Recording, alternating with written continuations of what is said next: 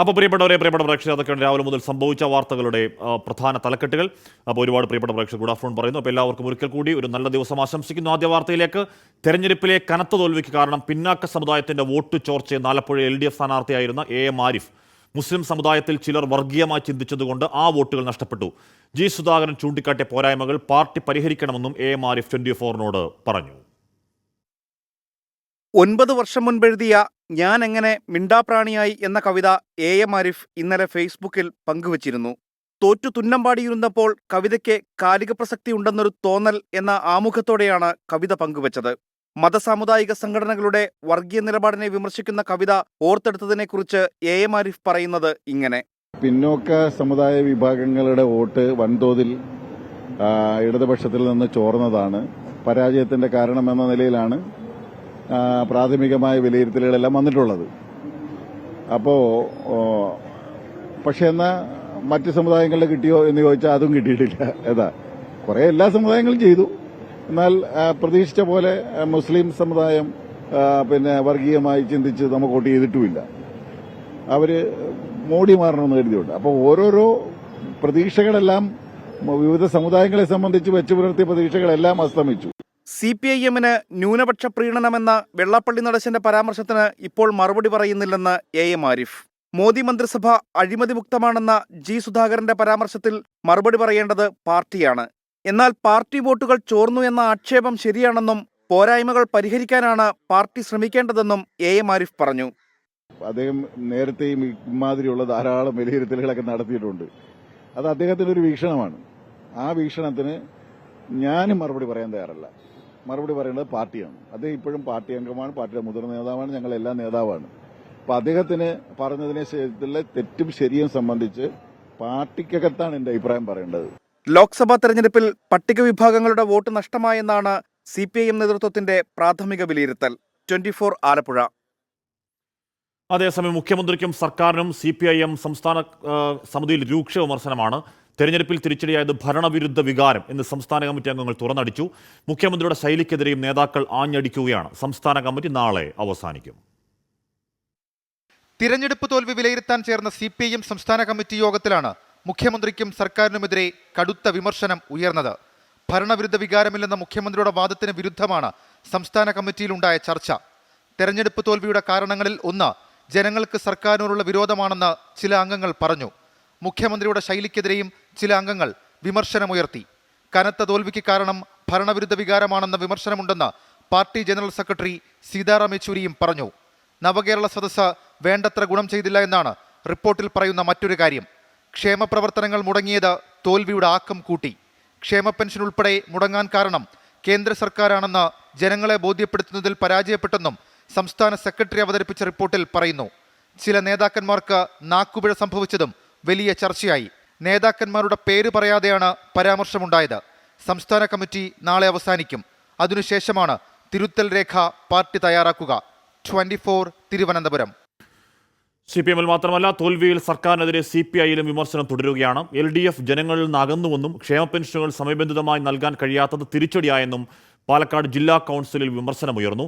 സർക്കാരിനെതിരെ 24-ലൂടെ വിമർശനം ഉന്നയിച്ച KE ഇസ്മയിലിനെതിരെ നടപടി വേണം എന്നൊരു വിഭാഗം ആവശ്യപ്പെടുകയും ചെയ്തു. പാലക്കാട്ടും CPIക്ക് മറ്റൊരു അഭിപ്രായമില്ല. ലോക്സഭാ തെരഞ്ഞെടുപ്പ് തോൽവിയിൽ പ്രതിഫലിച്ചത് ഭരണവിരുദ്ധ വികാരം തന്നെ. ഉടൻ തെറ്റിതിരുത്തലുണ്ടായില്ലെങ്കിൽ വരുന്ന ഉപതെരഞ്ഞെടുപ്പ്, പഞ്ചായത്ത് തെരഞ്ഞെടുപ്പ് എന്നിവയിൽ തിരിച്ചടിയുണ്ടാകും. സപ്ലൈകോയിൽ സാധനങ്ങളില്ലാത്തതും ക്ഷേമ പെൻഷനുകൾ മുടങ്ങിയതും തിരിച്ചടിയുടെ ആക്കം കൂട്ടി. മണ്ഡല അടിസ്ഥാനത്തിൽ ക്രോഡീകരിച്ച റിപ്പോർട്ടിന്റെ അടിസ്ഥാനത്തിലായിരുന്നു ചർച്ച. തെരഞ്ഞെടുപ്പ് തോൽവിയിൽ സർക്കാരിനെതിരെ വിമർശനം ഉന്നയിച്ച KE ഇസ്മയിലിനെതിരെയും യോഗത്തിൽ പരാതി ഉയർന്നു. പാർട്ടി ഫോറത്തിൽ പറയേണ്ട കാര്യങ്ങൾ ഇസ്മയിൽ മാധ്യമങ്ങൾക്ക് മുന്നിൽ പറഞ്ഞെന്നായിരുന്നു പരാതി. 24-ലൂടെയാണ് കഴിഞ്ഞ ദിവസം KE ഇസ്മയിൽ സർക്കാരിനെതിരെ വിമർശനം ഉന്നയിച്ചത്. ജില്ലാ യോഗങ്ങളിൽ പ്രത്യേക ക്ഷണിതമായി വിളിച്ചിട്ടും ഇസ്മയിൽ എത്താത്തതിനെതിരെയും വിമർശനമുയർന്നു. നിഖിൽ പ്രമേഷ്, 24 പാലക്കാട്. കണ്ണൂരെ ബോംബ് സ്ഫോടനത്തിന്റെ പേരിൽ നിയമസഭയിൽ സർക്കാരിനെയും CPM-നെയും കടന്നാക്രമിച്ച് പ്രതിപക്ഷം ക്രിമിനലുകളെ രക്തസാക്ഷികളാക്കി സ്മാരകം നിർമ്മിക്കുകയാണെന്നാണ് വിമർശനം. കുറ്റക്കാർക്കെതിരെ മുഖം നോക്കാതെ നടപടിയെടുക്കുമെന്നും കോൺഗ്രസ് ജില്ലാ കമ്മിറ്റി ഓഫീസിൽ പലതരം ബോംബുകൾ പ്രദർശിപ്പിച്ച ചരിത്രമുണ്ടെന്നും മുഖ്യമന്ത്രി തിരിച്ചടിച്ചു.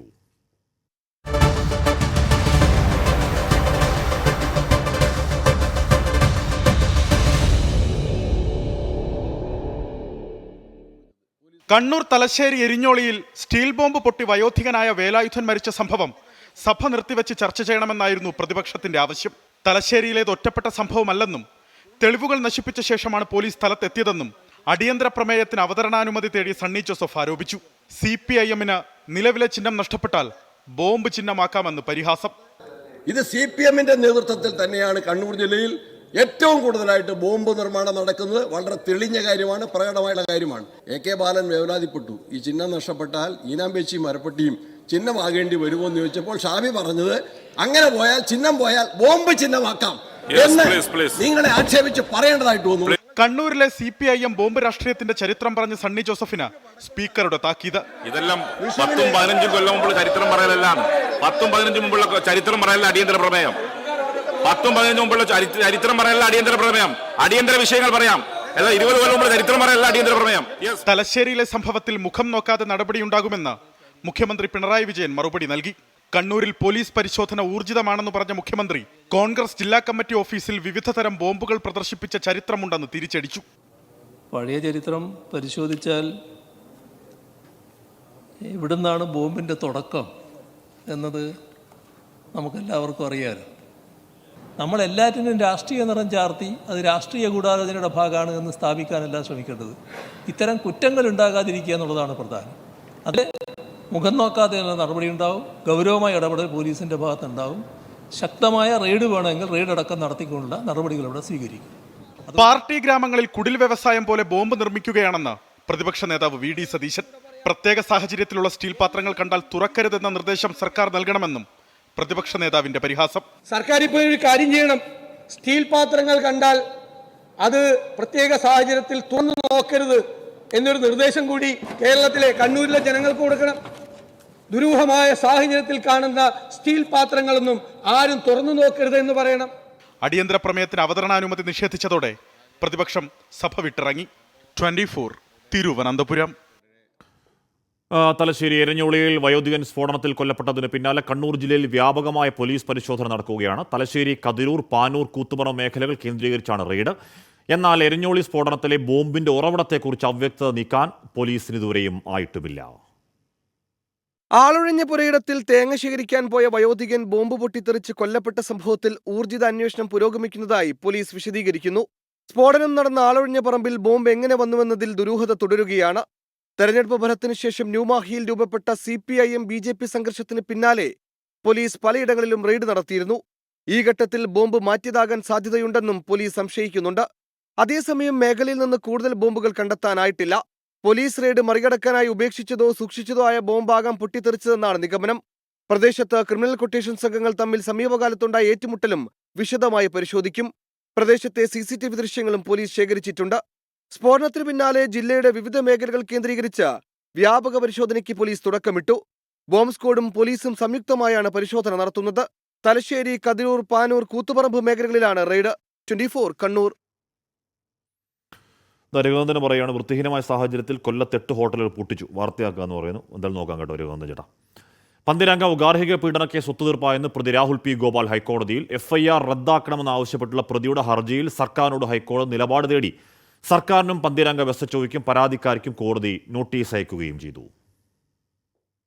വീട്ടുകാരുടെ സമ്മർദ്ദത്തെ തുടർന്നാണ് ഭർത്താവിനെതിരെ ഗാർഹിക പീഡന പരാതി നൽകിയതെന്ന് അടുത്തിടെ യൂട്യൂബ് ചാനലിലൂടെ ഇരയായ പെൺകുട്ടി വെളിപ്പെടുത്തിയിരുന്നു. എന്നാൽ ആരുടെയോ സമ്മർദ്ദത്തിന് വഴങ്ങിയാണ് പെൺകുട്ടി മൊഴിമാറ്റിയതെന്ന് വീട്ടുകാരും ആരോപിച്ചു. ഇതിന് പിന്നാലെയാണ് കേസ് റദ്ദാക്കണമെന്നാവശ്യപ്പെട്ട് പ്രതി രാഹുൽ ഹൈക്കോടതിയിലെത്തിയത്. ഗാർഹിക പീഡന കേസ് ഒത്തുതീർപ്പായെന്ന് കേസ് പരിഗണിക്കെ പ്രതി ഹൈക്കോടതിയെ അറിയിച്ചു. പിന്നാലെ നിലപാട് തേടി സർക്കാർ, പന്തീരങ്കാവ് SHO, പരാതിക്കാരി എന്നിവർക്ക് കോടതി നോട്ടീസ് അയച്ചു. നേരത്തെ പെൺകുട്ടിയെ കാണാതാവുകയും പിന്നീട് ഡൽഹിയിൽ നിന്നെത്തി പറവൂർ വടക്കേക്കര പോലീസിന് മുന്നിൽ കീഴടങ്ങുകയും ചെയ്തിരുന്നു. വീട്ടുകാർക്കൊപ്പം പോകാൻ താൽപ്പര്യമില്ലെന്ന് മജിസ്ട്രേറ്റിന് മുന്നിൽ ഹാജരാക്കിയപ്പോൾ അറിയിച്ച യുവതി ഡൽഹിയിലേക്ക് തിരിച്ചും പോയി. 24 കൊച്ചി. കൊച്ചി കാക്കനാട്ടെ DLF ഫ്ളാറ്റിലുണ്ടായ കൂട്ടരോഗബാധ അസോസിയേഷന്റെ പിടിപ്പുകേട് മൂലമെന്ന് രോഗബാധിതരുടെ ബന്ധുക്കൾ. ആവശ്യമെങ്കിൽ അസോസിയേഷനെതിരെ നിയമ നടപടി സ്വീകരിക്കുമെന്ന് ചികിത്സയിൽ കഴിയുന്ന 2 വയസ്സുകാരന്റെ പിതാവ് മെൽവിൻ 24നോട് പറഞ്ഞു. ഇതുവരെ 441 പേരാണ് ചികിത്സ തേടിയത്.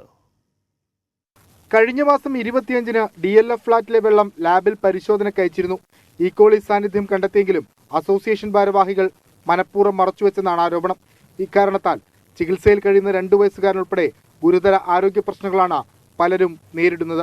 29-ാം തീയതി വന്ന റിപ്പോർട്ട് 2 ദിവസം ഡിലേ ആക്കി നമുക്ക് മനസ്സിലാക്കാൻ പറ്റും. പക്ഷേ ഇത് ഞങ്ങൾ അറിയുന്നത് 14-15-ാം തീയതിയൊക്കെ ആകുമ്പോഴത്തേനുമാണ് ഈ റിപ്പോർട്ട്. അന്നേരത്തേക്ക് എൻ്റെ ഫാദർ ഹാർട്ട് പേഷ്യൻ്റാണ്, പുള്ളി അഡ്മിറ്റഡായി, എനിക്ക് ഇഷ്യൂ ആയി, വൈഫിനായി, ഞങ്ങളെല്ലാം റിക്കവറായി വരുന്ന സമയത്ത് മോനായി. അപ്പം അതൊരു ഇത്രയും ഡിലേ വന്ന് 16 ദിവസത്തെ ഡിലേ എന്നൊക്കെ പറഞ്ഞാൽ ഇറ്റ്സ് ടു മച്ച് ആക്ച്വലി. 3 ദിവസത്തിന് ശേഷം ആരോഗ്യവകുപ്പിന്റെ പരിശോധനാ ഫലം പുറത്തുവരും. ഫ്ളാറ്റിൽ ഡബിൾ ക്ലോറിനൈസേഷൻ നടത്തിയ വെള്ളമാണ് നിലവിൽ ഉപയോഗിക്കുന്നത്. DLFലെ രോഗബാധയുടെ പശ്ചാത്തലത്തിൽ കൊച്ചിയിലെ ഫ്ളാറ്റുകളിലെ വാട്ടർ ടാങ്കുകൾ കേന്ദ്രീകരിച്ച വിശദമായ പരിശോധന നടത്തണമെന്ന ആവശ്യവും ശക്തമാണ്. 24 കൊച്ചി. മലപ്പുറം വള്ളിക്കുന്നിൽ മഞ്ഞപ്പിത്ത വ്യാപനം രൂക്ഷമാണ്. നിലവിൽ 278 പേർക്കാണ് രോഗസ്ഥിരീകരണം. പ്രതിരോധ പ്രവർത്തനങ്ങൾ ഏകോപിപ്പിക്കാൻ ആരോഗ്യവകുപ്പ് നോഡൽ ഓഫീസറെ വരെ നിയമിച്ചു. വള്ളിക്കുന്ന്, മൂന്നിയൂർ, തേഞ്ഞിപ്പലം, ചേലേമ്പ്ര പഞ്ചായത്തുകളിലാണ് മഞ്ഞപ്പിത്ത വ്യാപനം. വള്ളിക്കുന്ന് 168, മൂന്നിയൂർ 80, തേഞ്ഞിപ്പലം 11, ചേലേമ്പ്ര 19 എന്നിങ്ങനെയാണ് രോഗബാധിതരുടെ ഇപ്പോഴത്തെ കണക്ക്. രോഗം പടരുന്ന സാഹചര്യത്തിൽ ആരോഗ്യവകുപ്പ് നോഡൽ ഓഫീസറെ നിയമിച്ചു. വീടുകൾ കയറിയിറങ്ങി ബോധവൽക്കരണം ഊർജിതപ്പെടുത്താൻ വള്ളിക്കുന്ന് പഞ്ചായത്ത് ഓഫീസിൽ ചേർന്ന അവലോകന യോഗം തീരുമാനിച്ചു.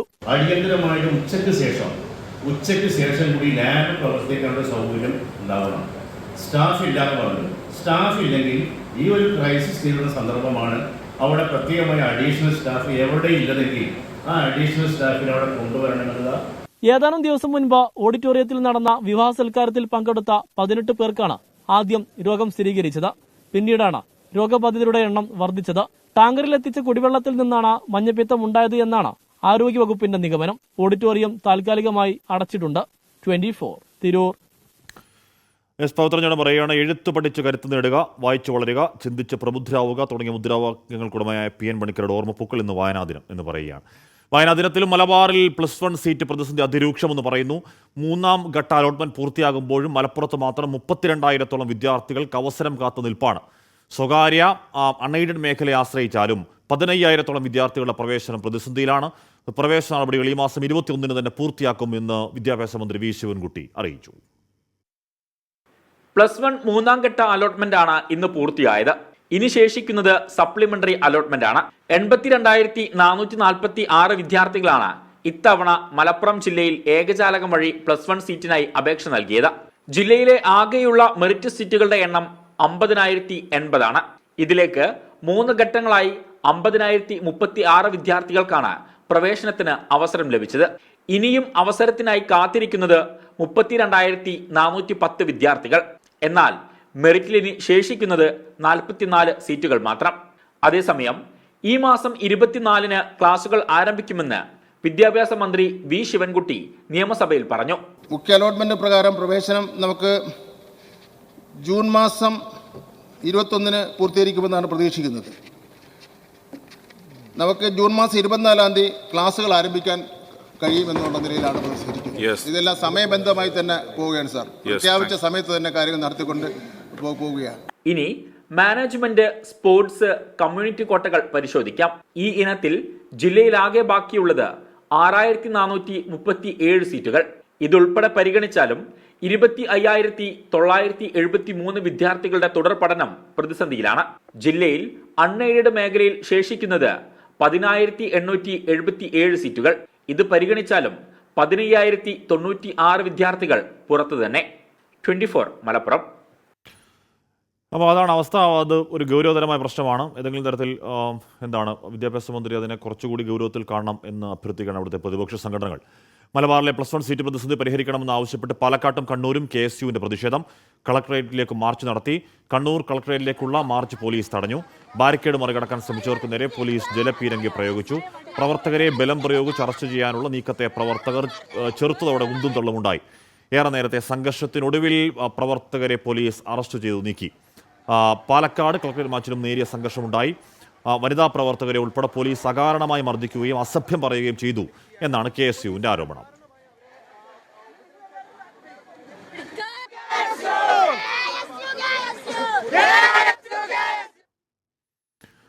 പിറന്നാൾ ദിനത്തിൽ രാഹുൽ ഗാന്ധിക്ക് AICC ആസ്ഥാനത്ത് ഉജ്ജ്വല സ്വീകരണം, വരവേൽപ്പ്. പാർട്ടി ആസ്ഥാനത്തെത്തിയ രാഹുൽ കേക്ക് മുറിച്ച് മധുരം വിതരണം ചെയ്തും പ്രവർത്തകർ രാഹുലിന്റെ പിറന്നാൾ ആഘോഷമാക്കി. രാഹുലിന്റെ പിറന്നാൾ പ്രമാണിച്ച് രാവിലെ മുതൽ നൂറുകണക്കിന് പ്രവർത്തകരാണ് AICC ആസ്ഥാനത്തെത്തിയത്.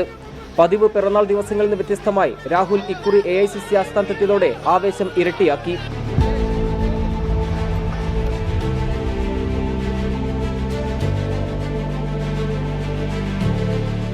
AICC ആസ്ഥാനത്തെ ആഘോഷം ഉപേക്ഷിച്ച് ചേരികളിലെത്തി അവശ്യ സാധനങ്ങൾ വിതരണം ചെയ്യാനായിരുന്നു രാഹുൽ പ്രവർത്തകർക്ക് നൽകിയ നിർദ്ദേശം. എന്നിട്ടും പ്രവർത്തകരും നേതാക്കളും പിറന്നാൾ ആഘോഷമാക്കാൻ തീരുമാനിച്ചതോടെയാണ് രാഹുൽ AICC ആസ്ഥാനത്തെത്തിയത്.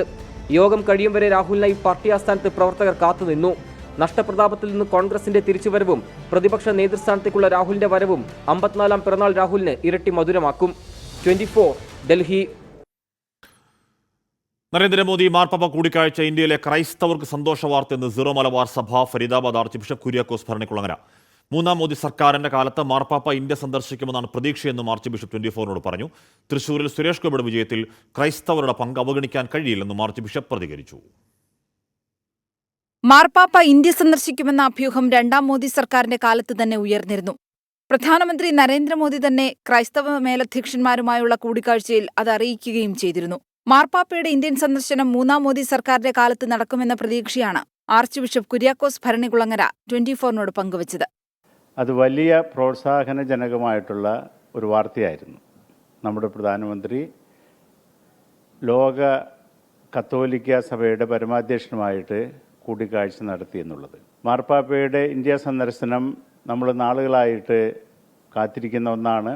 സുരേഷ് ഗോപിയും ജോർജ് കുര്യനും കേരളത്തിന്റെ താൽപര്യങ്ങൾക്ക് വേണ്ടി നിലകൊള്ളുമെന്നും ആർച്ച് ബിഷപ്പ് വ്യക്തമാക്കി. സുരേഷ് ഗോപി BJPയുടെ ഏക MP ആണ്. അതിൽ ആ ഭാഗത്തുള്ള തൃശ്ശൂരുള്ള എല്ലാ സമ്മതിദായകരും പ്രത്യേകിച്ച് ക്രൈസ്തവരുടെയും പങ്ക് നമുക്ക് അവഗണിക്കാൻ സാധിക്കില്ല. മണിപ്പൂരിൽ സംഘർഷത്തിനിരയായവർക്ക് നഷ്ടപരിഹാരം നൽകണം. കുടിയൊഴിപ്പിക്കപ്പെട്ടവർക്ക് പുനരധിവാസം ഉറപ്പാക്കണം. പ്രധാനമന്ത്രി നരേന്ദ്രമോദി മണിപ്പൂർ സന്ദർശിച്ചാൽ അത് നല്ലതാണെന്നും ആർച്ച് ബിഷപ്പ് കുര്യാക്കോസ് ഭരണികുളങ്ങര 24നോട് പറഞ്ഞു. 24 ഡൽഹി. ജോസ്വിൻ ജോസഫ് പറയാണ് മത്തി വില 300 മുകളിൽ. മത്തി VIP ആണ്. ഇപ്പോൾ സാധാരണക്കാർക്കോ അല്ലെങ്കിൽ വലിയ സാമ്പത്തിക നിലയുള്ളവർക്ക് മാത്രം പ്രാപ്യമായ ഒന്നായി മത്തി, ചാള, നമ്മുടെ ചാള മാറുകയാണെന്നാണ് മനസ്സിലാക്കാൻ കഴിയുന്നത്. കരുവന്നൂർ സഹകരണ ബാങ്ക് തട്ടിപ്പ് കേസിൽ ED പിടിച്ചെടുത്ത രേഖകൾ ക്രൈംബ്രാഞ്ചിന് നൽകണമെന്ന് ഹൈക്കോടതി. ED വിചാരണ കോടതിയിൽ സമർപ്പിച്ച രേഖകളാണ് കൈമാറേണ്ടത്. രേഖകൾ പരിശോധിക്കാൻ പ്രത്യേക സംഘത്തെ നിയോഗിക്കണമെന്നും ഹൈക്കോടതി നിർദ്ദേശിച്ചു. വിവരങ്ങളുമായി S ശ്രീകാന്താണ് ചെയ്യുന്നത്. ശ്രീകാന്ത്, ഇക്കാലം അത്തരം ആവശ്യം വരുമ്പോൾ ED കടുത്ത ഭാഷയിൽ എതിർക്കുന്നതാണ്. ഇക്കുറി EDയുടെ വലിയ എതിർപ്പുണ്ടായില്ല എന്ന് തോന്നുന്നല്ലേ? ഇന്ന് കോടതി ജസ്റ്റിസ് K ബാബുവിന്റെ ബെഞ്ച് മുൻപാകെയാണ് ഈ ആവശ്യം എത്തുകയുണ്ടായത്. തുടർന്ന് കോടതി പറഞ്ഞത് ഇപ്രകാരമാണ്: ED പിടിച്ചെടുത്ത രേഖകൾ കീഴ്ക്കോടതി അത് ക്രൈംബ്രാഞ്ചിന് കൈമാറണം എന്നുള്ളതായിരുന്നു കോടതിയുടെ ഒരു നിർദ്ദേശം വന്നിട്ടുള്ളത്. ED നേരത്തെ കീഴ്ക്കോടതിയിൽ സമർപ്പിച്ചിട്ടുള്ള ഏതാണ്ട് ഒരു 90-95 രേഖകൾ വരും. ആ രേഖകളാണ് ഇപ്പോൾ കൈമാറാൻ കീഴ്ക്കോടതിക്ക് നിർദ്ദേശം നൽകിയിട്ടുള്ളത്. PMLA കോടതിയിൽ സമർപ്പിച്ച രേഖകൾ കൈമാറുന്നതിൽ കീഴ്ക്കോടതി തീരുമാനിക്കട്ടെ എന്നൊരു നിലപാടാണ് ED സ്വീകരിച്ചത്. അതായത് അതിശക്തമായ എതിർപ്പ് ED നേരത്തെ ഉന്നയിക്കാറുണ്ടായിരുന്നു ഇത്തരം കേസുകളിൽ. പക്ഷേ നിലവിൽ അത് കീഴ്ക്കോടതി തന്നെ തീരുമാനിക്കട്ടെ, അത് കോടതിയുടെ വിവേചനാധികാരമാണ് എന്ന നിലപാടാണ് ഇപ്പോൾ ED എടുത്തത്. രേഖകൾ പരിശോധിക്കാൻ പ്രത്യേക സംഘത്തെ നിയോഗിക്കണം എന്ന് ഹൈക്കോടതി പറഞ്ഞിട്ടുണ്ട്. അതിനൊരു കാരണമുണ്ട്. കാരണം ഈ ഫോറൻസിക് ലാബുകളിലേക്ക് ഈ രേഖകളൊക്കെ എത്തിയാൽ അതവിടെ കെട്ടിക്കിടക്കുന്ന സാഹചര്യമുണ്ട്. ഈ കേസിൽ അതുണ്ടാകരുത്. EDയുടെ അന്വേഷണത്തെ തടസ്സപ്പെടുത്താത്ത വിധം വളരെ വേഗം ഇത് പരിശോധിച്ച് രേഖകൾ തിരികെ കോടതിയിൽ ഏൽപ്പിക്കണം എന്നും ഇപ്പോൾ ഹൈക്കോടതി ഉത്തരവിട്ടിട്ടുണ്ട്. S ശ്രീകാന്താണ് ആ വാർത്തയുടെ വിവരങ്ങൾ നൽകിയത്. ഇപ്പോൾ വരുന്നൊരു വാർത്ത: സംസ്ഥാനത്ത് കാലവർഷം ശക്തമാകുന്നു. 2 ദിവസം ശക്തമായ മഴയ്ക്കാണ് സാധ്യത. തിരുവനന്തപുരം, കൊല്ലം, പത്തനംതിട്ട, ആലപ്പുഴ, കോട്ടയം, എറണാകുളം, ഇടുക്കി, കണ്ണൂർ, കാസർഗോഡ് ജില്ലകളിലാണ് ഇന്ന് യെല്ലോ അലർട്ട്. വേറൊരു വാർത്ത വരുന്നത്: അമ്മയുടെ പ്രസിഡന്റായി മോഹൻലാൽ വീണ്ടും തെരഞ്ഞെടുക്കപ്പെട്ടു. അഭിനന്ദനങ്ങൾ മോഹൻലാൽ. 3ാം തവണയാണ് മോഹൻലാൽ തെരഞ്ഞെടുക്കപ്പെടുന്നത്. ജനറൽ സെക്രട്ടറി, വൈസ് പ്രസിഡന്റ് സ്ഥാനത്തേക്കാണ് മത്സരം. സിദ്ദീഖ്, കുക്കു പരമേശ്വരൻ, ഉണ്ണി ശിവപാൽ എന്നിവർ ജനറൽ സെക്രട്ടറി സ്ഥാനത്തേക്ക് മത്സരിക്കും എന്നൊരു വാർത്ത കൂടി ഇപ്പോൾ വരുന്നുണ്ട്. പത്തനംതിട്ട തിരുവല്ലയിൽ പീഡനക്കേസ് പ്രതിയായ നേതാവിനെ തിരിച്ചെടുത്ത് CPIM. Thiruvalla north local committee അംഗം CC സജിമോനെയാണ് പാർട്ടി കൺട്രോൾ കമ്മീഷൻ തിരികെ എടുത്തത്. 2018 വിവാഹിതയായ സ്ത്രീയെ ഗർഭിണിയാക്കിയ കേസിലും DNA പരിശോധനയിൽ ആൾമാറാട്ടം നടത്തിയ കേസിലും സജിമോൻ പ്രതിയാണ്. 4 മാസങ്ങൾക്ക് മുൻപ് കേന്ദ്ര കമ്മിറ്റി അംഗങ്ങളായ KK Shailaja, TM Thomas Isaac, സംസ്ഥാന സെക്രട്ടേറിയറ്റ് അംഗം KK ജയചന്ദ്രൻ എന്നിവരുടെ സാന്നിധ്യത്തിൽ ചേർന്ന ജില്ലാ കമ്മിറ്റി യോഗമാണ് സജിമോനെതിരെ പുറത്താക്കൽ നടപടി സ്വീകരിച്ചത്. 2018 വിവാഹിതയായ സ്ത്രീയെ പീഡിപ്പിച്ച് ഗർഭിണിയാക്കി ഈ കുഞ്ഞിന്റെ DNA പരിശോധനയിൽ ആൾമാറാട്ടം നടത്തി എന്നീ കേസുകൾ സജിമോന്റെ പേരിലുണ്ട്. ഇതുകൂടാതെ 2022 വനിതാ നേതാവിനെ ലഹരി നൽകി നഗ്ന വീഡിയോ ചിത്രീകരിച്ച് പ്രചരിപ്പിച്ച കേസിലും പ്രതിയായിരുന്നു. 2023 ഡിസംബറിലാണ് പാർട്ടി സജിമോനെ സസ്പെൻഡ് ചെയ്യുന്നത്. കൺട്രോൾ കമ്മീഷനെ സമീപിച്ച CC സജിമോൻ ഒരു കുറ്റത്തിന്റെ പേരിൽ 2 നടപടി സ്വീകരിച്ചു എന്ന വാദമാണ് ഉയർത്തിയത്. ഇത് അംഗീകരിച്ച കൺട്രോൾ കമ്മീഷൻ സജിമോനെ തിരിച്ചെടുക്കാൻ നിർദ്ദേശം നൽകി. ഇതിന്റെ അടിസ്ഥാനത്തിൽ കഴിഞ്ഞ ദിവസം ചേർന്ന ഏരിയ കമ്മിറ്റി CC സജിമോനെ തിരുവല്ല നോർത്ത് ലോക്കൽ കമ്മിറ്റിയിൽ ഉൾപ്പെടുത്തി. മുൻപ് കോട്ടാലി ബ്രാഞ്ച് സെക്രട്ടറിയും ലോക്കൽ കമ്മിറ്റി അംഗവുമായിരുന്നു CC സജിമോൻ.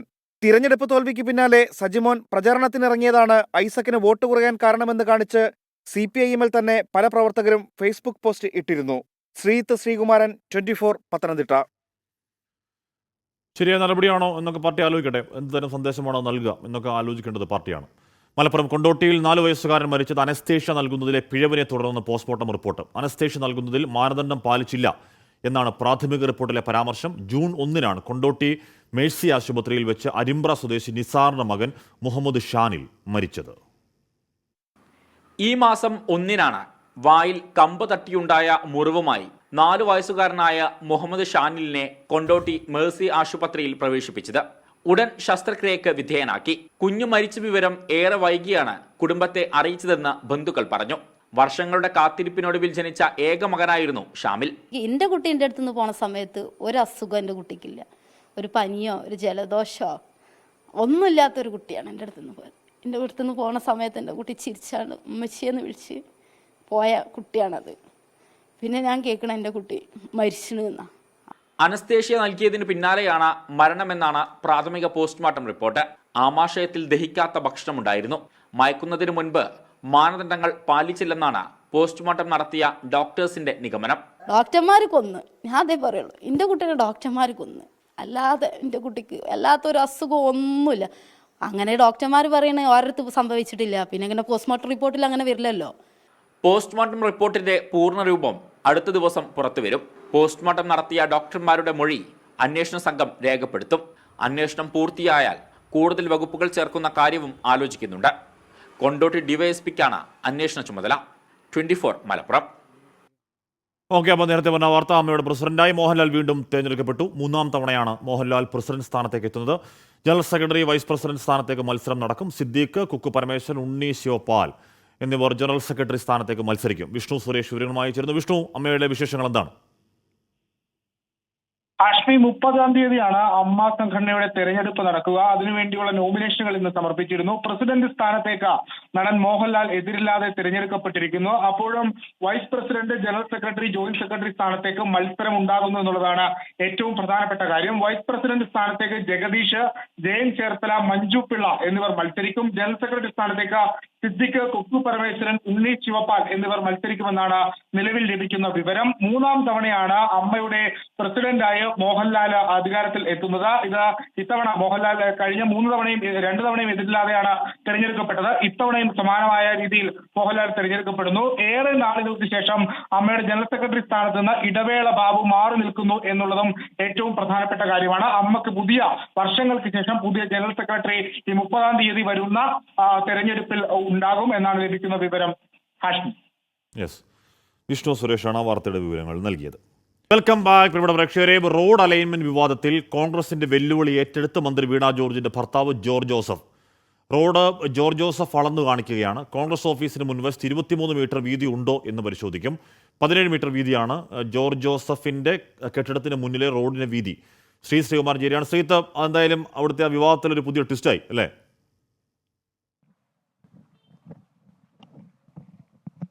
തീർച്ചയായും ഒരു പുതിയ ട്വിസ്റ്റ് എന്ന് വേണമെങ്കിൽ പറയാം. അദ്ദേഹം നേരത്തെ കോൺഗ്രസിന്റെ നേതാവായ അജികുമാർ രണ്ടാംകുറ്റിയാണ് അല്പസമയം മുൻപ് വെല്ലുവിളി നടത്തിയത്. അദ്ദേഹം പറഞ്ഞത് ഏതെങ്കിലും തരത്തിൽ ജോസഫിന്റെ ഭൂമിയിൽ നിന്ന് അവിടെ റോഡിന് വീതിയില്ല, അലൈൻമെന്റിൽ മാറ്റം വരുത്തിയിട്ടുണ്ടെന്നൊരു ആക്ഷേപമായിരുന്നു ഉന്നയിച്ചിരുന്നത്. എന്തായാലും ജോർജ് ജോസഫ് ഇപ്പോൾ ആ റോഡിന്, തന്റെ മുൻവശത്തെ റോഡിന് 17 മീറ്റർ വീതി ആ പ്രദേശത്തുണ്ട് എന്ന് മാധ്യമപ്രവർത്തകർക്ക് മുമ്പിൽ അളന്ന് തെളിയിച്ചിട്ടുണ്ട്. അതിനുശേഷം ഇപ്പോൾ കോൺഗ്രസ് ഓഫീസിന്റെ മുൻവശത്തേക്ക് അദ്ദേഹം എത്തിയിരിക്കുകയാണ്. ഇവിടെ അളക്കാൻ തന്നെയാണ് തീരുമാനം. അളന്ന് കാണിക്കാം. 23 മീറ്റർ വീതി, 7 മീറ്റർ ഇവിടെ വീതി വേണം. അതെ, ഇതാണ് കോൺഗ്രസ് ഓഫീസ്. ആ ദൃശ്യങ്ങളാണ് കാണിക്കേണ്ടത്. ഇതാണ് കോൺഗ്രസ് ഓഫീസ്. ഇതിന് മുൻവശത്ത് ഇത്ര വീതിയുണ്ട്, 23 മീറ്റർ വീതിയുണ്ട് എന്നായിരുന്നു കൃത്യമായ രീതിയിൽ അല്പസമയം മുൻപ് അജികുമാർ രണ്ടാംകുറ്റി, ഇവിടുത്തെ പഞ്ചായത്ത് അംഗവും അതുപോലെ തന്നെ കോൺഗ്രസ് നേതാവുമായ അജികുമാർ പറഞ്ഞിരുന്നത്. അതില്ല എന്നാണ് അദ്ദേഹം പറയുന്നത്. ഇപ്പോൾ ടേപ്പുമായി വന്ന് അദ്ദേഹം അളക്കുമെന്നാണ് മനസ്സിലാക്കുന്നതിന് വേണ്ടിയുള്ള ക്രമീകരണങ്ങൾ കൃത്യമായ രീതിയിൽ അവിടെ നടത്തുന്നുണ്ട്. ഇപ്പോൾ ഈ ആരോപണം വന്ന് ദിവസങ്ങൾ പിന്നിടുന്നു. സ്വാഭാവികം ഇപ്പോൾ ഇങ്ങനെ കോൺഗ്രസ് ആരോപണം ഉന്നയിക്കുന്നു, അങ്ങനെ പരാതി കൊടുക്കുന്നു, ഇപ്പോൾ അളക്കുന്നു.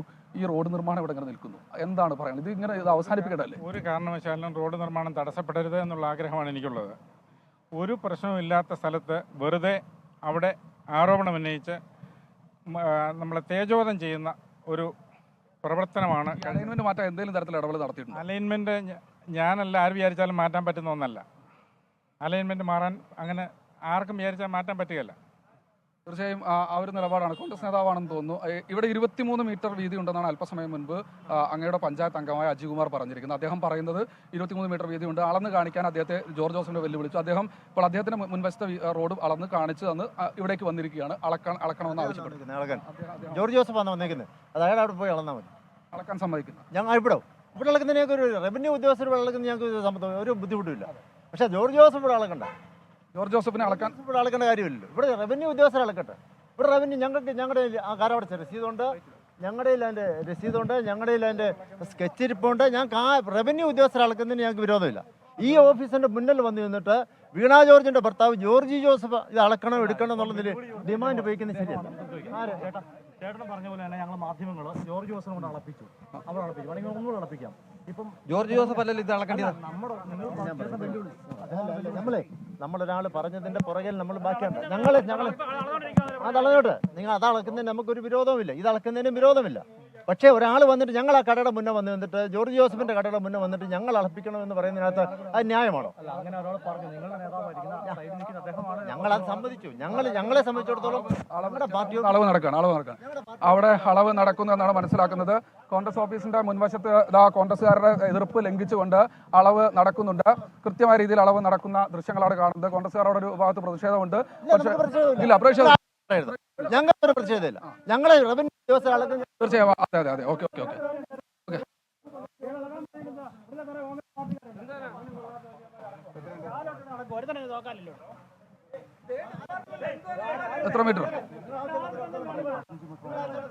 എത്ര മീറ്റർ വീതി അവിടെ കാണുന്നുണ്ട്? ഏതാണ്ട് 15 മീറ്ററോളം വീതി മാത്രമേ ഇവിടെ കാണുന്നുള്ളൂ എന്നാണ് പറയുന്നത്. അതിനുവേണ്ട ദൃശ്യങ്ങളാണ് ഇപ്പോൾ. എത്ര മീറ്ററാണ് വേണ്ടത്? വീതി മാത്രമേ ഇവിടെ കാണുന്നുള്ളൂ എന്ന് മനസ്സിലാക്കുന്നത് കോൺഗ്രസ് നേതാക്കൾ.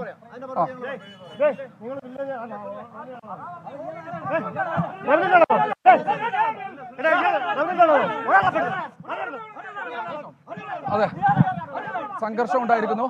കോൺഗ്രസുകാർ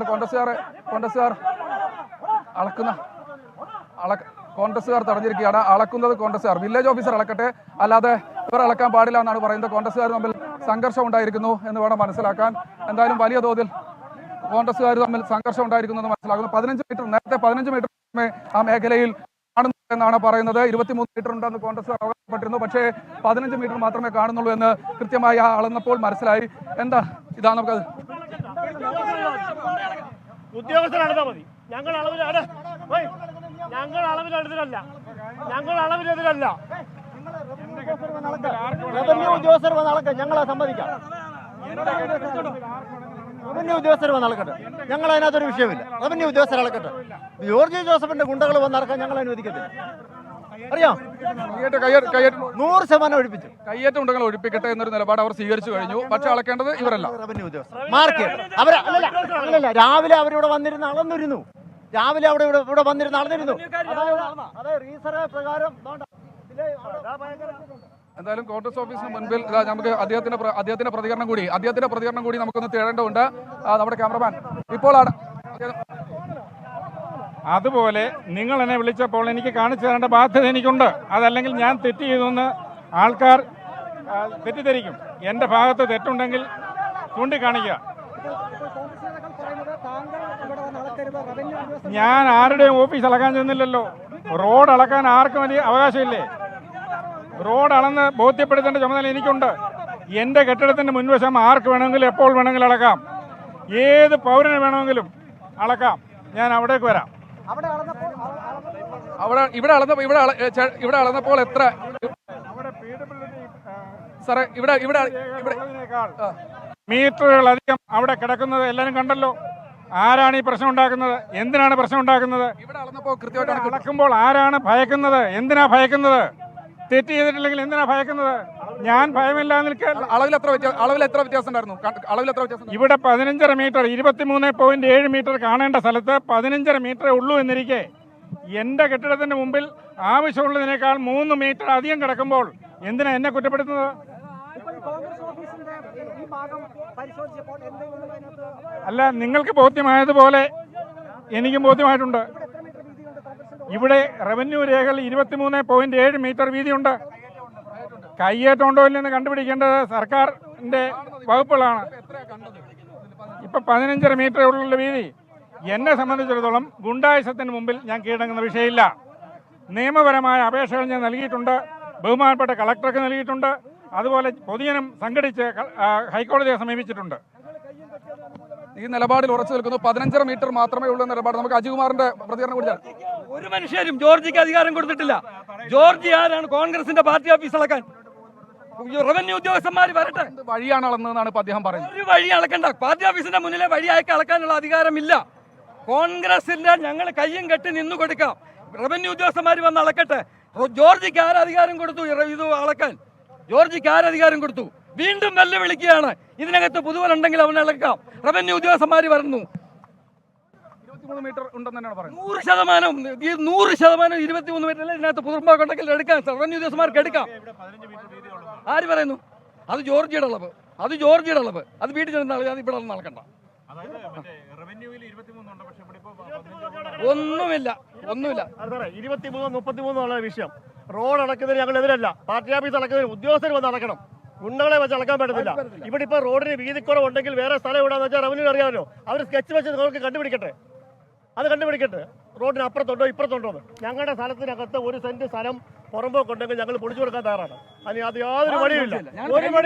പക്ഷേ ഗുണ്ട വെച്ച് അളക്കാൻ പറ്റത്തില്ല. റവന്യൂ ഉദ്യോഗസ്ഥരെ ഐഡന്റി കാർഡ് ഇട്ട് അളക്കാൻ ഞങ്ങൾ അംഗീകരിക്കും. ആ ഒരു നിലപാടിലേക്ക് അവരും പോകുന്നു. കോൺഗ്രസുകാരുടെ പ്രതിഷേധം അത് വകവയ്ക്കാതെ വീണ ജോർജിന്റെ ഭർത്താവ് അതിന് മുൻവശത്തെ റോഡ് അളന്ന് തിട്ടപ്പെടുത്തി. അതിനുശേഷമാണ് ഇപ്പോൾ കോൺഗ്രസുകാർ ഒരു പ്രതിഷേധം നടത്തിയിരിക്കുന്നത്. 15.5 മീറ്റർ വീതി മാത്രമേ അവിടെ ഉള്ളൂ എന്ന് ആ ടേപ്പിലാണ് ബോധ്യപ്പെട്ടത്. അതിനുശേഷം വലിയ പ്രതിഷേധം കോൺഗ്രസുകാരുടെ ഭാഗത്തു നിന്നുണ്ടായി. അദ്ദേഹം ആരോപണം ഉന്നയിച്ചു. ഈ ആരോഗ്യമന്ത്രി വീണ ജോർജിന്റെ ഭർത്താവ് കോൺഗ്രസ് ഓഫീസിന് മുന്നിലെ വഴി അളക്കാൻ ആളുകളുമായി എത്തിയ പശ്ചാത്തലം എന്താണ്?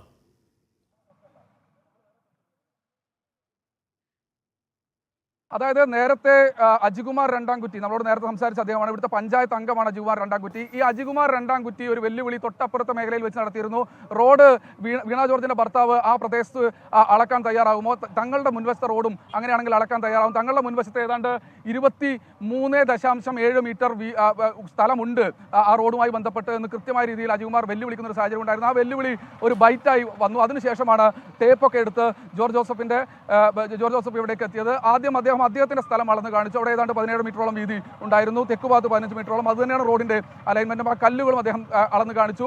അതിനുശേഷമാണ് അദ്ദേഹം കോൺഗ്രസ് ഓഫീസിന് മുൻപിലേക്ക് എത്തിയത്. കോൺഗ്രസ് ഓഫീസിന് മുൻപിലേക്ക് എത്തിയപ്പോൾ ആദ്യഘട്ടത്തിൽ ഇവിടെ അളക്കാൻ പറ്റില്ലെന്ന് പറഞ്ഞ് നിന്നിരുന്നു. പക്ഷേ ആ റോഡാണ്, അവിടെ തങ്ങൾക്ക് സ്വകാര്യ സ്ഥലമാണ്, തങ്ങൾക്ക് അത് അളക്കാൻ അധികാരമുണ്ട് എന്നൊരു നിലപാട് സ്വീകരിച്ച് അദ്ദേഹത്തിനൊപ്പമുള്ളവരും അത് അളന്ന സമയത്താണ് കോൺഗ്രസുകാർ വലിയ തോതിലുള്ള പ്രതിഷേധത്തിലേക്ക് പോയത്. ആ അളവിൽ കൃത്യമായ രീതിയിൽ 15.5 മാത്രമേ കാണാനുണ്ടായിരുന്നുള്ളൂ. 23 എവിടെ എന്ന ചോദ്യം ഉയർന്നപ്പോൾ വലിയ പ്രതിഷേധത്തിലേക്ക് കോൺഗ്രസ് പോകുന്നൊരു സാഹചര്യം ഉണ്ടായി. അതായത് ഒരു ട്വിസ്റ്റ് എന്ന് വേണമെങ്കിൽ നിസ്സംശയം പറയാം.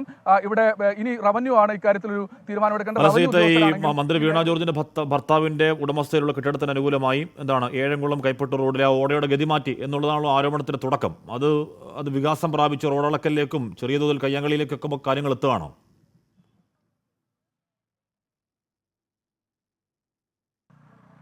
അതെ, അത് തന്നെയാണ് നമ്മൾ ആ റോഡിന്റെ ദൃശ്യങ്ങളാണ് കാണുന്നത്. അതായത് ഈ ഒരു ട്രാൻസ്ഫോമറാണ് ഈ പ്രശ്നത്തിന് മുഴുവൻ കാരണമെന്നാണ് പറയുന്നത്. ആദ്യഘട്ടത്തിൽ ഈ DPR തയ്യാറാക്കുന്ന സമയത്ത് ഒരു ഘട്ടത്തിൽ പോലും ഈ ട്രാൻസ്ഫോമർ ഒഴിവാക്കാൻ തയ്യാറായിട്ടുണ്ടായിരുന്നില്ല. ആദ്യഘട്ടത്തിൽ ആരും തന്നെ ആ ട്രാൻസ്ഫോമർ പരിശോധിച്ചിട്ടുണ്ടായിരുന്നില്ല. ആ ട്രാൻസ്ഫോമർ എത്തുന്ന സമയത്തെ വളവാണ് ആ അലൈൻമെന്റിൽ കാണുന്നതെന്നാണ് KRFB ഉദ്യോഗസ്ഥർ, കേരള റോഡ് ഫണ്ട് ബോർഡ് ഉദ്യോഗസ്ഥർ പറയുന്നത്. കിഫ്ബി അവരെയാണ് ഇത്തരത്തിൽ ഒരു ചുമതല ഏൽപ്പിച്ചിരിക്കുന്നത്. എന്തായാലും ആ റോഡിന്റെ അലൈൻമെന്റ് മാറ്റിയിട്ടില്ല. അതിന്റെ DPR അടക്കം, തുടക്കം മുതലുള്ള DPR അടക്കം തങ്ങളുടെ കൈവശമുണ്ട് എന്ന് കൃത്യമായ രീതിയിൽ വാദിക്കുന്നുണ്ട് KRFB അധികൃതർ. അവർ ആ യോഗത്തിലും, ഇന്നലെ ചിറ്റയം ഗോപകുമാറിന്റെ നേതൃത്വത്തിൽ നടന്ന യോഗത്തിലും അവർ അത് ഒരേ നിലപാട് തന്നെ സ്വീകരിച്ചു. അതിന്റെ അടിസ്ഥാനത്തിലാണ് 17 മീറ്റർ തന്റെ ഭൂമിയിൽ നിന്ന് ഇത്തരത്തിൽ റോഡിലേക്കുണ്ട്. നിലവിൽ 12 മീറ്ററിലാണ് റോഡ് പണിയുന്നത്. താൻ മറ്റു മേഖലയിൽ ഒരു നിർമ്മാണ പ്രവർത്തനവും നടത്തിയിട്ടില്ല, ഒരു കയ്യേറ്റവും നടത്തിയിട്ടില്ല എന്ന് ഡോക്ടർ ജോർജ് ജോസഫ് പറഞ്ഞുകൊണ്ടേയിരിക്കുന്നുണ്ടായിരുന്നു. അതാണ് ഇന്ന് ഒരു വെല്ലുവിളി, അജികുമാർ രണ്ടാംകുറ്റി ഒരു വെല്ലുവിളിയിലേക്ക് പോയത്. അതിനുശേഷം കോൺഗ്രസ് ഓഫീസിന് മുൻവശത്തേക്കും ഇത്തരത്തിൽ അളക്കാൻ പോകുന്നു. ആദ്യഘട്ടത്തിൽ ഇവിടെ അളന്ന് തെളിയിച്ചതിന് ശേഷമാണ് അദ്ദേഹം അങ്ങോട്ട് പോകുന്നത്. അദ്ദേഹത്തിന്റെ പ്രതികരണം വീണ്ടും മാധ്യമങ്ങളോട് പ്രതികരിക്കുന്നുണ്ട്. അദ്ദേഹത്തിന്റെ പ്രതികരണം നമുക്ക് തേടേണ്ടതുണ്ട്. ആരെങ്കിലും തെളിയിച്ചാൽ അവർക്ക് പൂർണ്ണമായി ഞാൻ ഈ കെട്ടിടം നൽകിയേക്കാമെന്ന് പറഞ്ഞല്ലോ. ഞാൻ ഈ കെട്ടിടം പൂർണ്ണമായി അവരുടെ പേരിൽ നൽകിയേക്കാം. കാരണം എനിക്കതിൻ്റെ ആവശ്യമില്ല. ഇവിടെ തന്നെ നിങ്ങൾ നോക്കൂ, ഇത് ഈ ഡ്രെയിനേജിന് പുറത്ത് കിടക്കുന്ന സ്ഥലം എൻ്റെതല്ല, PWDയുടെയാണ്. അവർക്ക് അതിലെ വേണമെങ്കിൽ ഇതിലെ വേണമെങ്കിൽ ഇതിലെ വേണമെങ്കിലും ഡ്രെയിനേജ് ഉണ്ടാക്കാനുള്ള അവകാശമുണ്ട്. പക്ഷേ അവർ സ്ട്രെയിറ്റായിട്ട് കൊണ്ടുവന്നപ്പോൾ ഇതിലേ വരുന്നത്. ഈ ഓടയ്ക്ക് എന്തെങ്കിലും ഗതിമാറ്റം ഉണ്ടോ എന്ന് നോക്കൂ, ഒരു മാറ്റവും ഇല്ല. പക്ഷേ ഇവിടെ വരുമ്പോൾ തിരിയുന്നുണ്ട്. തിരിയുന്നതിൻ്റെ കാരണം ഈ ട്രാൻസ്ഫോർമറാണ്. അത് ഞാൻ സ്ഥാപിച്ചതല്ലല്ലോ. അവരുടെ എസ്റ്റിമേറ്റിൽ ഈ ട്രാൻസ്ഫോർമർ മാറ്റുന്നതിനുള്ള തുക പോലും കൊള്ളിച്ചിട്ടില്ല. ഈ പഞ്ചായത്തിലെ ആരെങ്കിലും എന്നെ മനസ്സിലാക്കാൻ തയ്യാറാണ്. എനിക്ക് പങ്കില്ല എന്നുള്ളത് നിങ്ങൾക്ക് മനസ്സിലായല്ലോ. പക്ഷെ മനസ്സിലായിട്ടും മനസ്സിലായ തരത്തിൽ റിപ്പോർട്ട് ചെയ്യുന്ന ചില ചാനലുകളുണ്ട്. ഞാൻ എന്ത് ചെയ്യാൻ പറ്റും?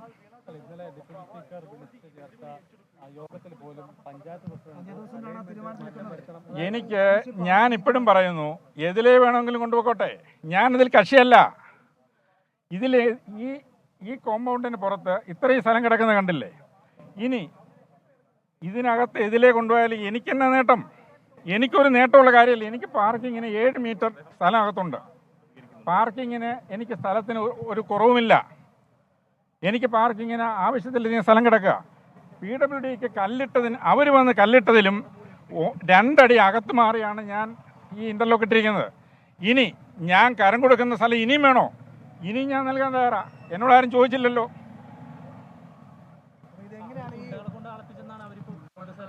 അല്ല, നിങ്ങൾ ഇവരെ കണ്ടല്ലോ. നിങ്ങൾ എന്നോട് ആവശ്യപ്പെട്ടതിൻ്റെ അടിസ്ഥാനത്തിൽ അളന്ന് ബോധ്യപ്പെടുത്തേണ്ട ചുമതല എനിക്കുണ്ട്. ഞാൻ കോൺഗ്രസിൻ്റെ പാർട്ടി ഓഫീസിൽ കയറിയില്ല. ഈ PWD റോഡിൽ അളക്കാൻ സാധിക്കില്ലെന്ന് പറഞ്ഞാൽ ഇവിടുത്തെ ഗുണ്ടായുസം എത്രമാത്രം ഉണ്ടെന്ന് ഇപ്പോൾ പിടികിട്ടിയല്ലോ. അല്ല, എനിക്ക് അതിന്മേലുള്ള കാര്യങ്ങളൊന്നും പറയാൻ ഞാൻ ആളല്ല. എന്നെ സംബന്ധിച്ചിടത്തോളം എനിക്ക് ഈ ബൗണ്ടറി ഫിക്സ് ചെയ്ത് തന്നത് സർക്കാരാണ്. ആ ബൗണ്ടറിയുടെ ഫിക്സ് ചെയ്തതിനുള്ള രേഖകൾ ഞാൻ നിങ്ങൾക്ക് മുമ്പിൽ കാട്ടിത്തന്നു. എന്തെങ്കിലും കൃത്രിമമുണ്ടെന്ന് തെളിയിച്ചാൽ ഞാൻ പറഞ്ഞല്ലോ, ഈ ബിൽഡിംഗ് പൂർണ്ണമായിട്ടും വിട്ടു തന്നേക്കാം. ആ ഒരു നിലപാടിലേക്ക് അദ്ദേഹം പോകുന്നു. എന്തായാലും നമുക്ക് ആ ട്രാൻസ്ഫോമർ അതാണ് കാണേണ്ടത്. ഇതാണ് ആ ട്രാൻസ്ഫോമർ. ഈ ട്രാൻസ്ഫോമറാണ് ഈ പ്രശ്നത്തിന് മുഴുവൻ കാരണം. അതായത് ഈ ട്രാൻസ്ഫോമർ മാറ്റി സ്ഥാപിക്കാൻ കഴിയാത്തത് കൊണ്ട് മാത്രമാണ് ഇത്തരത്തിൽ ഈ റോഡിന്റെ അലൈൻമെന്റ് ഇവിടെ വെച്ച് ചെറിയൊരു വളവിലേക്ക് പോകുന്നത്. അതാണ് ഇത്തരത്തിൽ വീണ ജോർജിന്റെ ഭർത്താവ് ഇത്തരത്തിൽ അലൈൻമെന്റ് മാറ്റി എന്ന തരത്തിലുള്ള ആക്ഷേപത്തിലേക്ക് വരാൻ കാരണമെന്നാണ് അദ്ദേഹം പറയുന്നത്.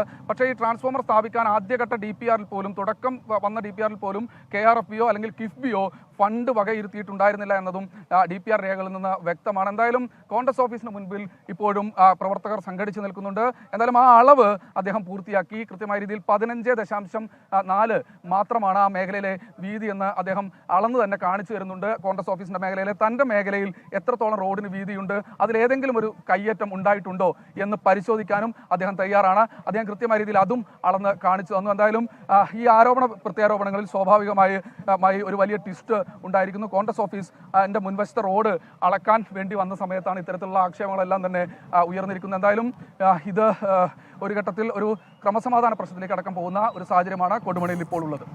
ഓക്കെ, ശ്രീകുമാരനാണ്. ഒരു ഓടയുടെ ഗതി മാറ്റി എന്ന ആരോപണത്തെ തുടർന്നുണ്ടായ സംഭവവികാസങ്ങളാണ് തുടക്കം. അത് ആരോഗ്യമന്ത്രി വീണ ജോർജിന്റെ ഭർത്താവാണ്. അത്തരത്തിൽ ഞാൻ ഭൂമി കൈയേറിയിട്ടില്ല എന്നൊക്കെ ആരോഗ്യമന്ത്രിയുടെ ഭർത്താവ് ജോർജ് ജോസഫ് പറയുന്നുണ്ടായിരുന്നു. ഇപ്പോൾ അദ്ദേഹം ഒരു ടേപ്പൊക്കെ ആയി കോൺഗ്രസ് ഓഫീസിന് മുന്നിലെ വഴി അളക്കാൻ വേണ്ടി രംഗത്തിറങ്ങും. നേരത്തെ KP ഉദയഭാനു അടക്കം ജില്ലാ കളക്ടറോട് കോൺഗ്രസ് ഓഫീസിന് മുന്നിലെ കയ്യേറ്റം ഒഴിപ്പിക്കാൻ ആവശ്യപ്പെടുമെന്നൊക്കെ പറഞ്ഞതാണ്. അപ്പോൾ അതങ്ങനെ ഒരുപാട് വലിയ സംഘർഷമൊന്നും ഉണ്ടായില്ലെങ്കിലും ചെറിയ കയ്യാങ്കളിയും തടയലും ഒക്കെ അവിടെ ഉണ്ടായി. അപ്പോൾ ആ പ്രശ്നം അത് ഇനിയും പരിഹരിക്കപ്പെടാൻ കിടപ്പാണ്, അപരിഹാര്യമായി തുടരുകയാണ്. തിരികെത്താൻ പ്രിയപ്പെട്ട പ്രേക്ഷകരെ ചെറിയൊരു ഇടവേള. വെൽക്കം ബാക്ക് പ്രിയപ്പെട്ട പ്രേക്ഷകരെ. ആന്ധ്രാപ്രദേശിലെ വിശാഖപട്ടണത്ത് ആശുപത്രിയിൽ ജീവനക്കാരില്ലാത്തതിനെ തുടർന്ന് ഓക്സിജൻ സിലിണ്ടർ ചുമന്നൊരു പിതാവ് നവജാത ശിശുവിനെ ICUവിലേക്ക് മാറ്റുന്ന സമയത്ത് ജീവനക്കാർ എത്തിയില്ല.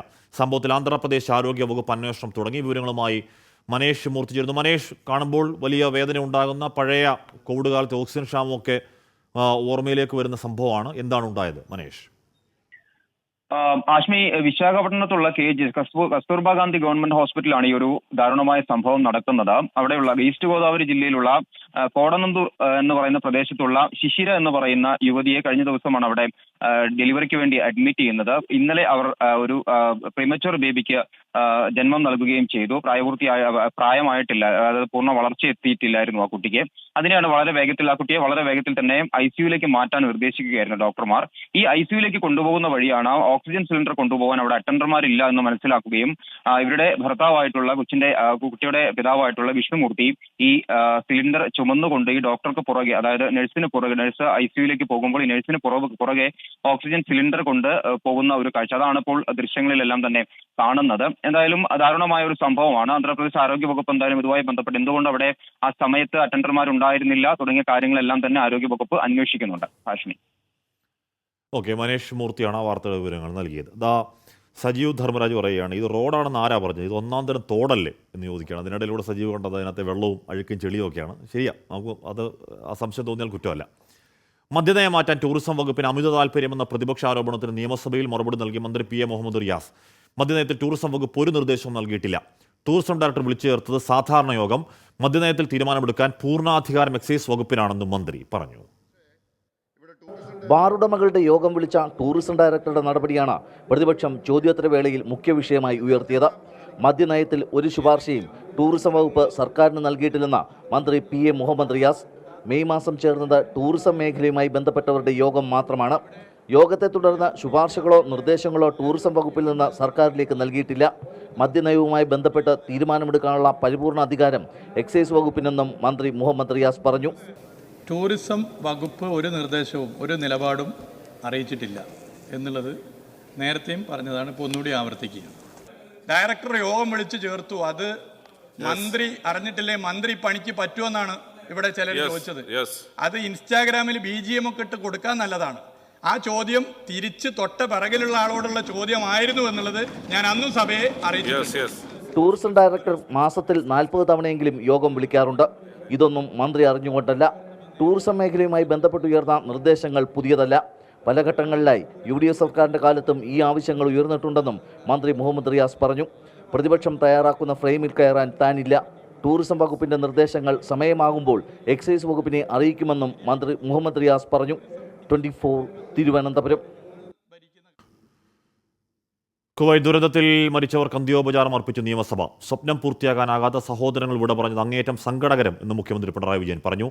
അനാഥമായ കുടുംബങ്ങളെ ചേർത്ത് പിടിക്കണമെന്ന് പ്രതിപക്ഷ നേതാവ് VD സതീശൻ പറഞ്ഞു. മന്ത്രി വീണ വിജയന് കുവൈത്തിലേക്ക് പോകാൻ കേന്ദ്രം അനുമതി നൽകാത്തതിൽ പ്രതിഷേധമറിയിച്ച് മുഖ്യമന്ത്രി പ്രധാനമന്ത്രിക്ക് കത്തുമയച്ചു. ആരോഗ്യമന്ത്രി വീണ ജോർജിന് കുവൈറ്റിലേക്ക് പോകാൻ അനുമതി നിഷേധിച്ചതിൽ ശക്തമായ പ്രതിഷേധമാണ് ഭരണ പ്രതിപക്ഷത്തു നിന്ന് ഉണ്ടായത്. സ്വപ്നം പൂർത്തിയാക്കാനാകാതെ സഹോദരങ്ങൾക്ക് ജീവൻ നഷ്ടപ്പെട്ടത് അങ്ങേയറ്റം സങ്കടകരമെന്ന് മുഖ്യമന്ത്രി നിയമസഭയിൽ പറഞ്ഞു. ആരോഗ്യമന്ത്രിക്ക് അനുമതി നിഷേധിച്ചതിൽ പ്രതിപക്ഷ നേതാവിന്റെ ഉൾപ്പെടെ പ്രതിഷേധമുണ്ടായെന്നും പിണറായി വിജയൻ ചൂണ്ടിക്കാട്ടി. അഗ്നിബാധയെക്കുറിച്ച് അറിഞ്ഞയുടൻ കേരള സർക്കാർ പ്രത്യേക മന്ത്രിസഭാ യോഗം വിളിച്ചു ചേർത്ത് ആരോഗ്യമന്ത്രിയെ സംഭവസ്ഥലത്തേക്ക് അയക്കാൻ തീരുമാനിച്ചെങ്കിലും കേന്ദ്ര വിദേശ മന്ത്രാലയത്തിൻ്റെ പൊളിറ്റിക്കൽ ക്ലിയറൻസ് ലഭ്യമായില്ല. പ്രതിപക്ഷ നേതാവിൻ്റേതുൾപ്പെടെ കേരളത്തിൻ്റെ പ്രതിഷേധം ഇക്കാര്യത്തിൽ ഉണ്ടായിട്ടുണ്ട്.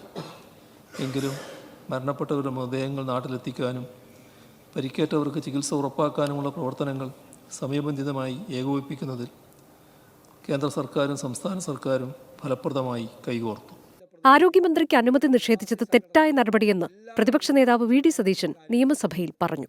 സംസ്ഥാന സർക്കാരിൻ്റെ ഒരു പ്രതിനിധി അങ്ങോട്ട് പോകാൻ അനുമതി ചോദിച്ചപ്പോൾ അത് നിഷേധിച്ചത് തീർച്ചയായും തെറ്റായ ഒരു നടപടിയാണ്. ഒരു കാരണവശാലും പ്രോത്സാഹിപ്പിക്കാൻ വയ്യാത്ത ഒരു നടപടിയാണ്.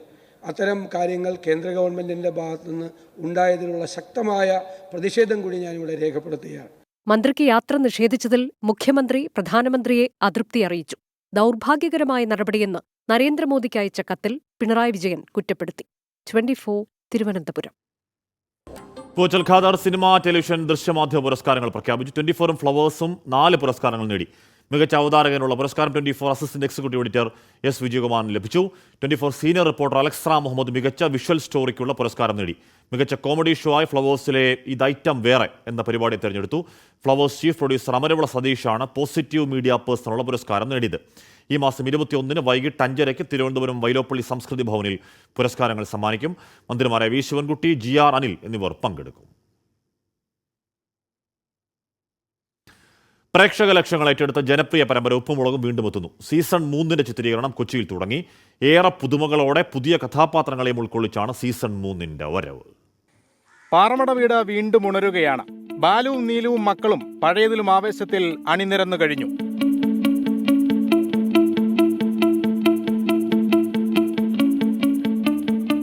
ഏറെ പുതുമകളോടെയാണ് സീസൺ 3 ഫ്ലവേഴ്സിന്റെ ഗോൾഡൻ സ്ക്രീനിലെത്തുക.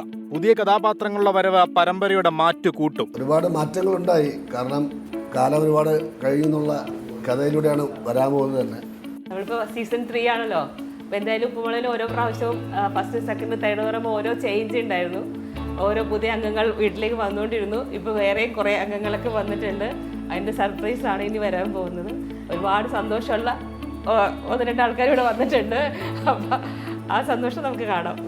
തിങ്കളാഴ്ച മുതൽ വൈകുന്നേരം 7 മണിക്ക് ഫ്ലവേഴ്സിൽ ഉപ്പുമുളകും സീസൺ 3 സംപ്രേഷണം തുടങ്ങും. ഫ്ലവേഴ്സിന്റെ സോഷ്യൽ മീഡിയ പ്ലാറ്റ്ഫോമുകളിലും ഉപ്പുമുളകും ലഭ്യമാകും. 24 കൊച്ചി. അപ്പോൾ പ്രിയപ്പെട്ട പ്രേക്ഷകർ, നമ്മുടെ ഉച്ചവാർത്ത യാത്ര തൽക്കാലം പൂർണ്ണമാവുകയാണ്. അപ്പോൾ ഇനിയിപ്പോൾ പ്രേക്ഷകരിലേക്ക്, പൊതുജനത്തിലേക്ക് നേരിട്ടിറങ്ങുന്ന വാർത്താപങ്ക്തി റൈഡിംഗ് റിപ്പോർട്ടർ പ്രജിൻസി കണ്ണൻ ചേരും. Good bye.